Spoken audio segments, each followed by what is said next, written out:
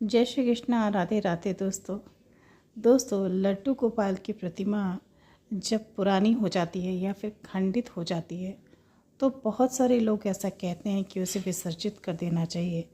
या फिर जब मूर्ति जो होती है, जो विग्रह होता है, वो काफ़ी वर्षों पुराना होता है, जैसे 30-40 वर्ष पुराने, अगर किसी भी भगवान की विग्रह की सेवा हो रही है या फिर लड्डू गोपाल के विग्रह की सेवा हो रही है, तो लोग कहते हैं अक्सर, या बहुत सारे भक्त भी ऐसा सोचते हैं, ऐसा मानते हैं कि अगर नए विग्रह लाने की इच्छा हो तो जो है उन्हें विसर्जित करके आप दूसरे विग्रह ला सकते हैं। लेकिन दोस्तों, क्या आपको ये पता है कि कहाँ तक ये मान्यता, ये सोच सही है? दोस्तों, आज एक ऐसे भक्त की सत्य घटना आपको सुनाऊंगी जिसने अपने वर्षों पूजित लड्डू गोपाल को विसर्जित कर दिया एक पवित्र नदी में। लेकिन उसके बाद उस भक्त के साथ जो हुआ वो सुनकर आपकी आंखें भर आएंगी। और सच में दोस्तों, अगर आप लड्डू गोपाल के सच्चे भक्त होंगे तो आपका कलेजा इस सत्य घटना को सुनकर ज़रूर ही कांप जाएगा। क्या आपके भी मन में कभी अपने प्यारे गोपाल जी के लिए ऐसा भाव आया है कि अब ये विग्रह पुराना हो गया है, हम इन्हें विसर्जित करके एक दूसरा विग्रह लाएं? दोस्तों, आजकल बड़े विग्रह का फैशन सा चल गया है।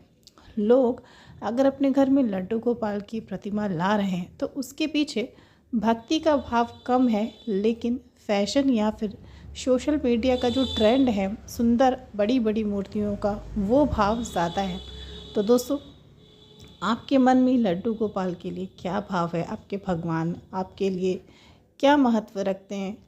क्या आप भी सिर्फ फैशन के लिए लड्डू गोपाल की सेवा कर रहे हैं, संसार को दिखाने के लिए कि मैं भक्त हूँ, मैं प्रभु की सेवा करता हूँ या करती हूँ, या मैं उन्हें भोग लगाती हूँ, उन्हें वस्त्र पहनाती हूँ? दोस्तों, चलिए आज एक ऐसी सत्य घटना सुनते हैं जिसको सुनने के बाद सच में भक्ति क्या होती है उस बात का पता आपको चलेगा। बहुत ही ज़्यादा भावुक कर देने वाली ये सत्य घटना है। दोस्तों, सुमन जी जो कि अपने घर में एक लड्डू गोपाल को विराजित करती हैं और बड़े ही धूमधाम से, बहुत ही ज़्यादा आयोजन के साथ, बहुत सारे लोगों की भीड़ के साथ दोस्तों को लड्डू गोपाल की प्राण प्रतिष्ठा अपने घर में कराती हैं।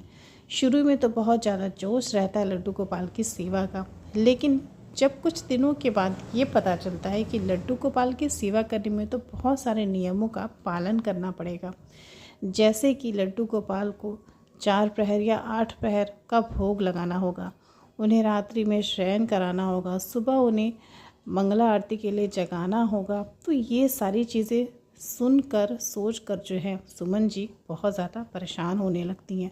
और दोस्तों, कुछ महीनों के बाद जब सुमन को ये पता चलता है कि ठाकुर जी की सेवा के लिए लहसुन प्याज खाना छोड़ना पड़ेगा, फिर तो उनके लिए एक बहुत बड़ी चुनौती बन जाते हैं लड्डू गोपाल, क्योंकि उनके घर में वो सब कुछ खाया जाता है जो कि तामसिक भोजन कहा जाता है, जैसे कि लहसुन प्याज मांस आदि। धीरे धीरे जो है दोस्तों, वो अपने आप को ठाकुर जी की सेवा के हिसाब से ढालना शुरू कर देती हैं, क्योंकि उन्हें पता था कि आज नहीं तो कल मुझे इन सब चीज़ों का त्याग तो करना ही है।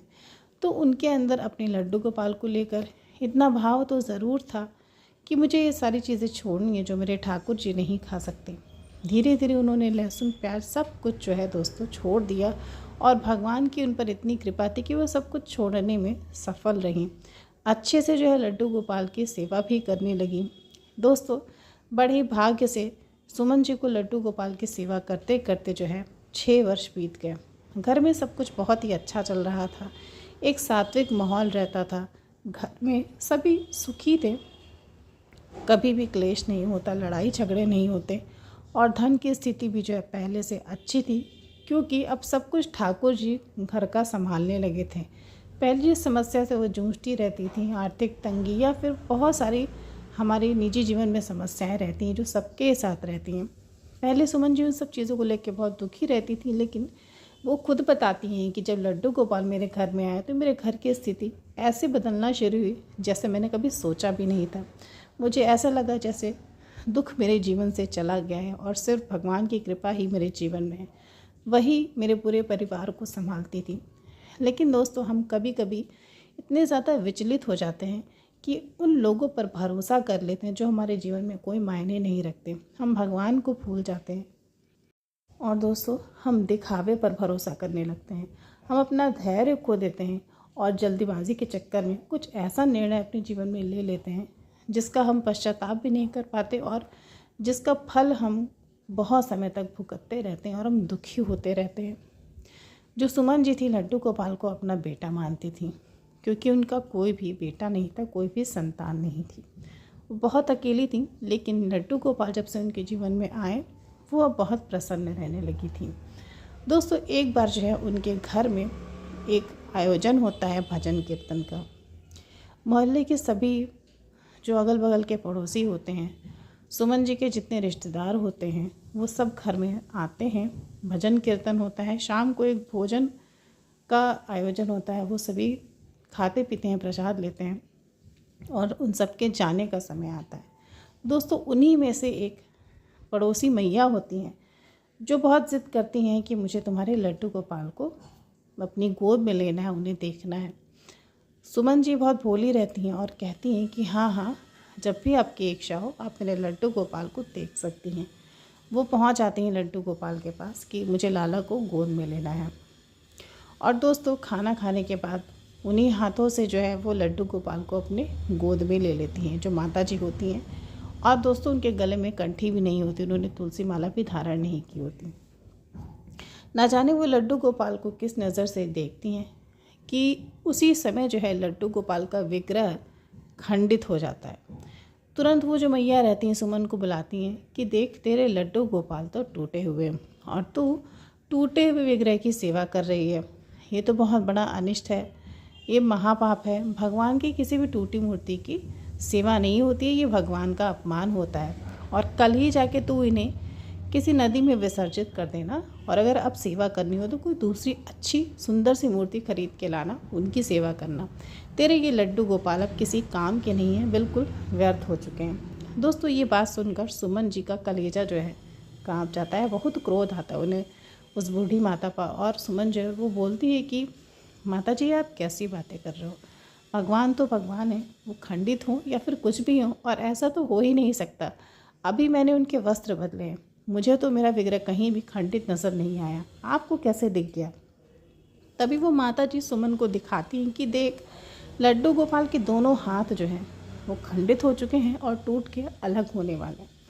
और दोस्तों, ऐसा संजोग था कि जैसे ही सुमन जी लड्डू गोपाल को अपने हाथ में लेती हैं, सच में उनका हाथ टूटकर निकल जाता है।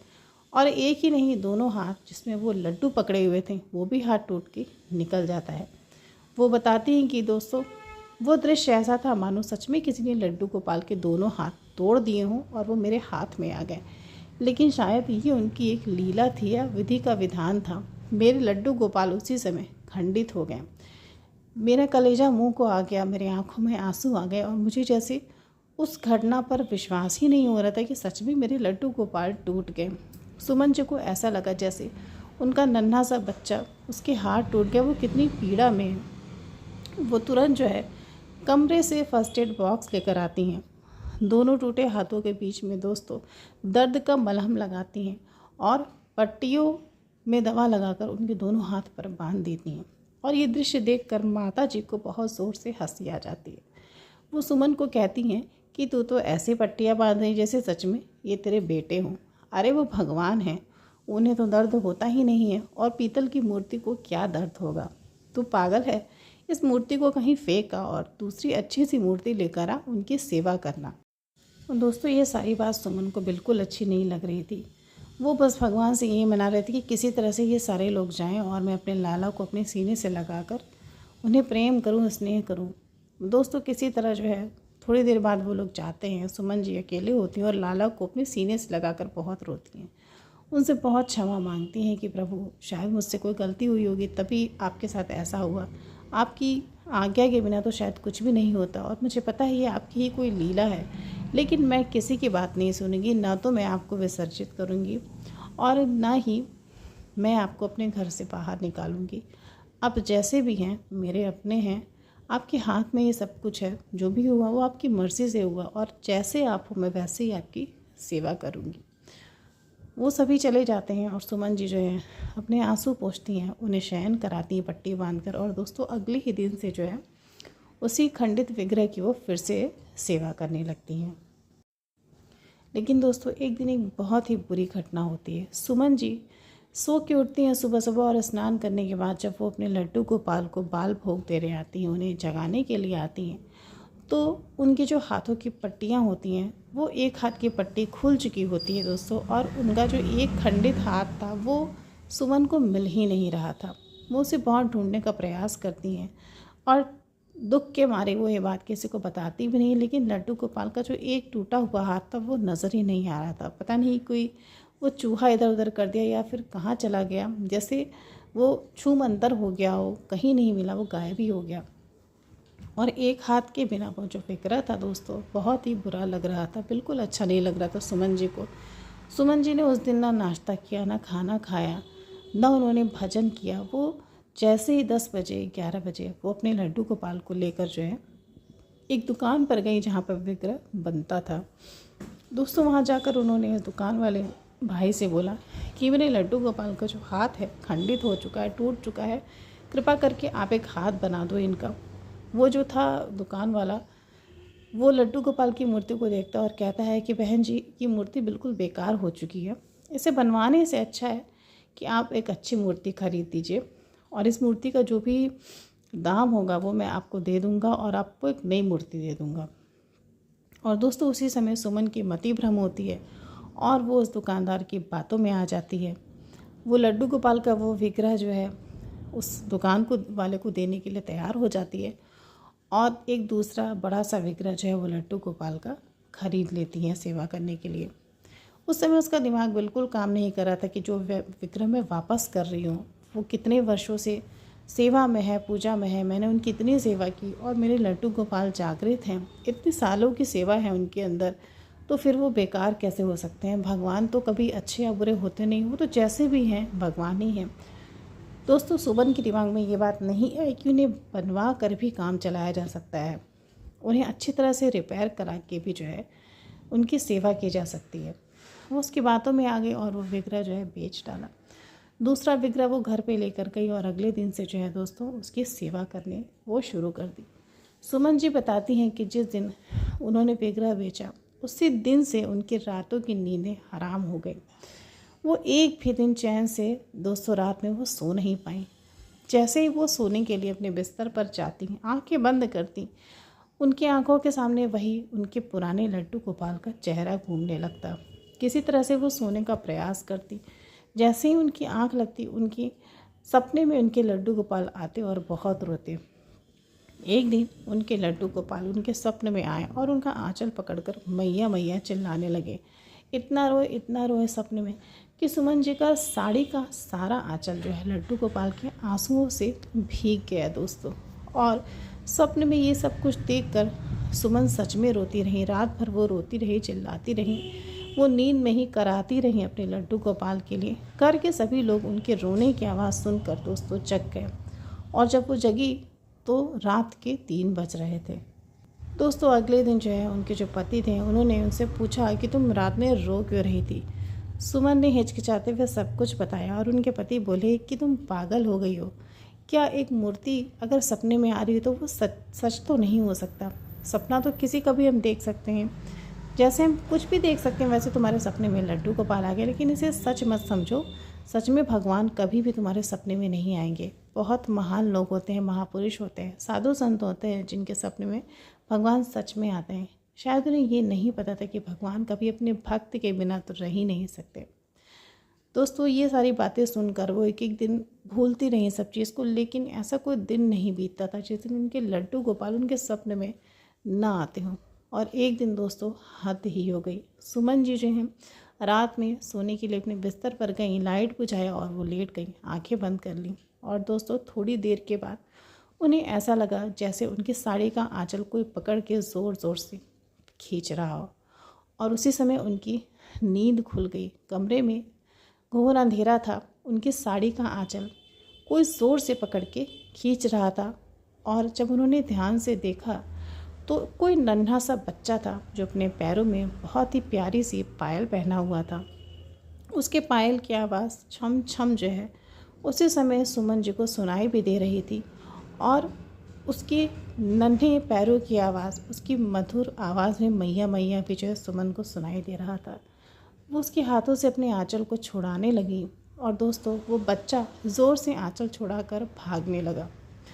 वो बिल्कुल घबरा गई, उन्हें पसीना आने लगा और दोस्तों उन्हें समझ में आ गया कि मेरे लड्डू गोपाल थे।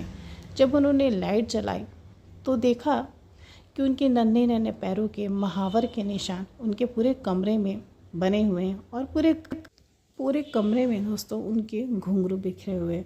उन्होंने जानबूझकर किसी को भी नहीं जगाया क्योंकि उन्हें पता था कि कोई भी मेरी बात पर विश्वास नहीं करेगा।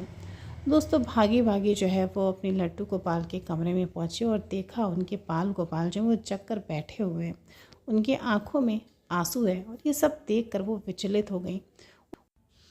उन्होंने सोच लिया कि अब जो है एक भी क्षण में अपने लड्डू गोपाल के बिना नहीं रहूँगी। दोस्तों अगले दिन वो उसी दुकान पर जाती हैं जहाँ उन्होंने लड्डू गोपाल को बेचा था। वहाँ जाकर वो दुकान वाले से प्रार्थना करने लगी कि मेरे लड्डू गोपाल मुझे वापस दे दीजिए और मुझे पैसे भी नहीं चाहिए, आप पैसे भी रख लो लेकिन मेरे लड्डू गोपाल मुझे दे दो। मैं एक पल भी उनके बिना नहीं जी पा रही हूँ, मेरा जीना बहुत ही ज़्यादा मुश्किल हो गया है। तभी जो है दोस्तों मूर्ति वाला जो है वो बोलता है कि वो लड्डू गोपाल तो आपको नहीं मिल पाएंगे, वो तो मैंने बनाकर किसी और को बेच दिया।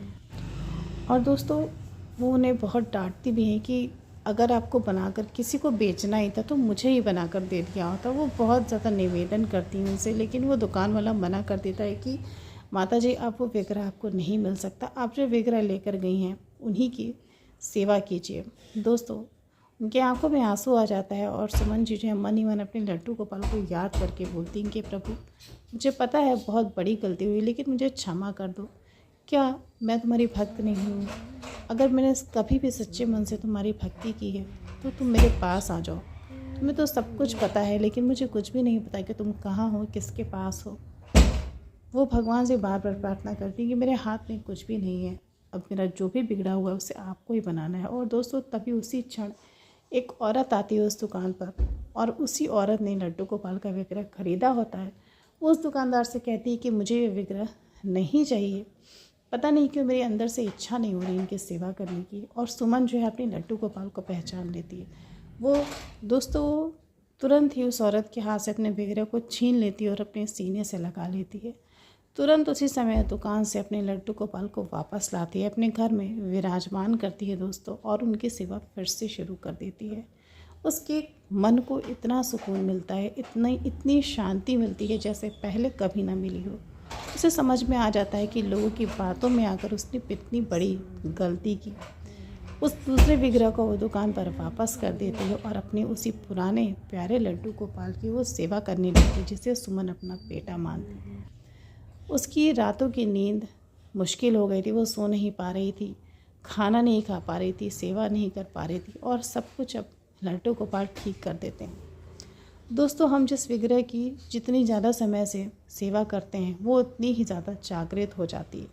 वो 20 साल पुरानी हो या 40 साल पुरानी हो, ये बात बिल्कुल सही है कि विग्रह खंडित होता है तो उसे विसर्जित किया जाता है। लेकिन साधु संतों द्वारा ये बात भी कही जाती है कि अगर आपका विग्रह जो है बनवाने के योग्य है, सही कराने योग्य है, तो उसे सही कराकर उसकी सेवा करें। और फिर वही जो है सुमन जी ने किया।